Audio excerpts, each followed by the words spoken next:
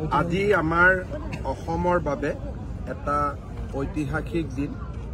2023 চনৰ 14 এপ্ৰিলত প্ৰধানমন্ত্ৰী নৰেন্দ্ৰ মোদী ডাঙৰীয়াই 3190 কোটি টকা ব্যয় সাপেক্ষ পলাশবাৰী শুৱালকুছি দলঙৰ আধাৰশিলা স্থাপন কৰিছিল। তাৰ পৰৱৰ্তী সময়ত ভূমি অধিগ্ৰহণৰ প্ৰক্ৰিয়া সমাপন হ'ল, নিবিদা প্ৰক্ৰিয়া সমাপন হ'ল আৰু আজি আমি সেই দলংখনৰ ভূমি পূজন সমাপন কৰিলোঁ। 2028 চনৰ শেষ ভাগলৈকে এই দলংখন নিৰ্মাণ হৈ উঠিব।